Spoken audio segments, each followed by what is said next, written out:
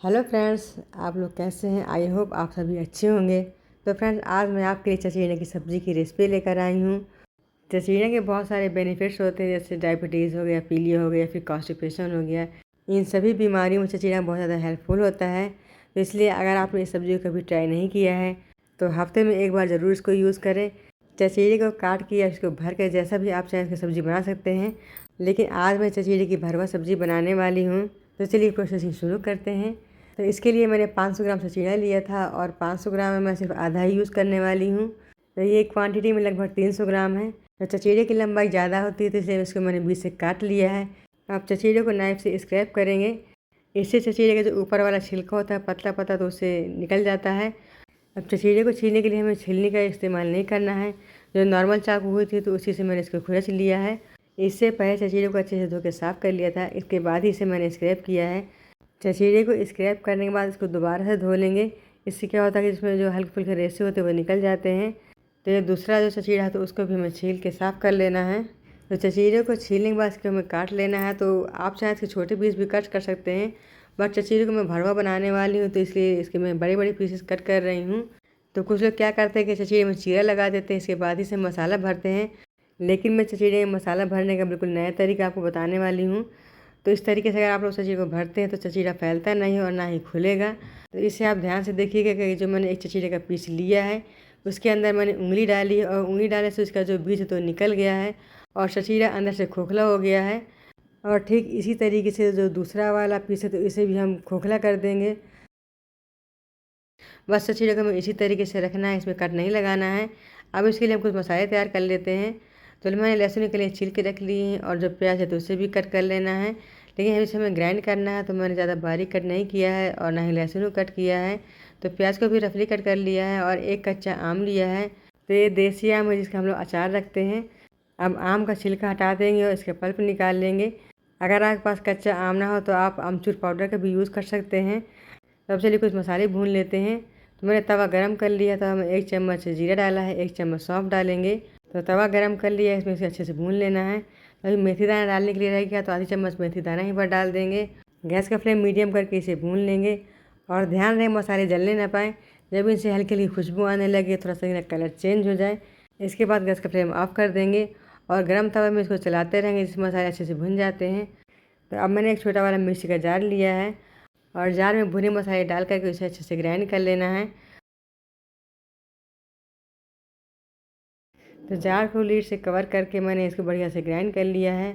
अब साथ में जो मैंने मसाले काट के रखे थे, लहसुन, प्याज और कच्चा आम, तो उसे भी मैंने भुने मसालों के साथ डाल दिया है और इसे भी अच्छे से ग्राइंड कर लेना है। तो आप देख सकते हैं कि बढ़िया से हमारे मसाले ग्राइंड हो चुके हैं। अब ग्राइंड किए मसाले को कुक कर लेंगे। इसके लिए मैंने कढ़ाई में सरसों का तेल डाल दिया है। जब तेल अच्छे से गर्म हो जाएगा तो इसके बाद 1 पिंच के बराबर हींग डाल देंगे और जब हींग चटक जाएगी तो इसके बाद मैंने सारे मसाले डाल दिए हैं। तो ग्राइंड किए हुए मसालों को हमें इतना ही भूनना है कि इसका कच्चापन निकल जाए, ज़्यादा इसे नहीं भूनेंगे। 1 चम्मच नमक, 1 चम्मच धनिया पाउडर, 1 चम्मच हल्दी पाउडर और आधी चम्मच लाल मिर्च पाउडर ऐड किया है। तो मसालों के साथ इसे भी अच्छे से भून लेंगे और नमक आप अपने टेस्ट के अकॉर्डिंग ऐड करें। तो लगभग 2 से 3 मैंने आलू को उबाल के रखा है। ये मैं छोटे साइज़ के आलू लिए हैं, तो उबले हुए आलू को भी यहाँ पर डाल दिया है।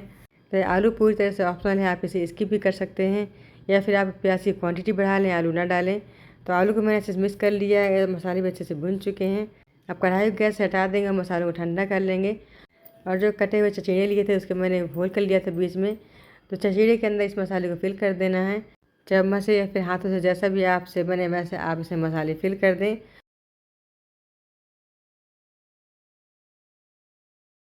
ये देखिए एक चचीड़ा मैंने भर दिया है, इसके नीचे तरफ भी थोड़ा सा बचा रह गया तो वहाँ पे मैंने मसाला डाल दिया है। अब इसी तरीके से मैं आपको दूसरा चचीड़ा भी भर के दिखाऊंगी। तो चचीड़ा भरने का बिल्कुल यूनिक स्टाइल है, आप इस तरह से चचीड़ा भर के बनाएं, बहुत ज़्यादा टेस्टी चचीड़े बन के तैयार होते हैं। तो इस तरीके से अगर आप लोग चचीड़ा भर के बनाते हैं तो मसाला बाहर नहीं निकलता है और चचीड़ा बढ़िया से फ्राई भी हो जाता है और इसके मसाले भी अंदर तक पूरे भरे रहते हैं। तो ये दूसरा चचीड़ा भी मैंने इसी तरह भर दिया है और बाकी के सारे जो चचीड़े रखे हैं सबको मैं इसी तरह से फिल करने वाली हूँ। तो फ्रेंड्स, आपको ये रेसिपी कैसी लगी और चचीड़ा भरने का स्टाइल कैसा लगा, आप कमेंट बॉक्स में लिख के ज़रूर बताएं और वीडियो को लाइक और शेयर करना ना भूलें और प्यार से कमेंट दे दें। तो इसी तरीके से बाकी के सारे चचीड़े मैंने मसाला फिल कर दिया है। अब चलिए इसे हम फ्राई कर लेते हैं। तो कढ़ाई में मैंने सरसों का तेल गरम कर लिया है। और जब तेल अच्छे से गर्म हो जाएगा तो उसके बाद सारी चचेड़ियों को हमें कढ़ाई में डाल देना है। और चचेड़ी डालने के बाद गैस का फ्लेम मीडियम कर देंगे और मीडियम टू लो फ्लेम में लगभग 15 से 20 मिनट तक के लिए इसे छोड़ देंगे, क्योंकि चचेड़ा थोड़ा सा टाइट होता है, इसको फ्राई होने में समय लगता है। तो गैस का फ्लेम मैंने मीडियम टू लो कर दिया था और लगभग 15 मिनट हो चुके हैं और आप देख सकते हैं कि जो चचेड़ा है तो इस तरह कुछ फ्राई हुआ है। अब इसे हमें पलट देना है और पलटने के बाद इसे दोबारा से फिर लगभग 5 मिनट के लिए फ्राई करेंगे। चचेड़ा कुक होने के बाद थोड़ा सॉफ्ट हो गया है और कुक भी हो गया है, लेकिन अभी इसका कलर ज़्यादा अच्छा नहीं रहा है, तो इसको थोड़ा अभी और डार्क करेंगे। इसलिए चचेड़ा पलटने के बाद इसे 5 मिनट तक के लिए और कुक करना है और गैस का फ्लेम हाई टू मीडियम कर देंगे। तो 5 मिनट हो चुके हैं, इसे दोबारा से हम पलट देंगे और गैस का फ्लेम हाई करेंगे और हाई फ्लेम में इसको पलटते पलटते अच्छे से सेक लेना है, जिससे इसका थोड़ा कलर चेंज हो जाए और डार्क भी हो जाए। तो आप देख सकते हैं कि बढ़िया से हमारी चचेड़ी सब्जी बन के तैयार हो गई है और एक चचेड़ा मैंने निकाल दिखाया है कितने अच्छे से सॉफ्ट हो गया है और दबाने से अच्छे से दब भी रहा है। तो सब्ज़ी हमारी बढ़िया से बन चुकी है, अब इसे मैंने निकाल लेना है। तो मैंने गैस का फ्लेम ऑफ कर दिया है और चचेड़ी सब्ज़ी की प्लेट में सर्व किया है। इस सब्ज़ी को आप पूरी पराठा फिर चपाती के साथ सर्व कर सकते हैं। तो फ्रेंड्स, आपको रेसिपी कैसी लगी? अगर आपको रेसिपी अच्छी लगी तो प्लीज़ आप चैनल सब्सक्राइब करें। सब्ज़ी के ऊपर थोड़ा सा हरा धनिया पत्ता डाल के इसे गार्निश किया है। तो फ्रेंड्स, इस मज़ेदार रेसिपी ज़रूर ट्राई करें और फैमिली के साथ एंजॉय करें। इसी तरह के नए वीडियो में नई रेसिपी साथ मिले, तब तक के नमस्कार। Thanks for watching.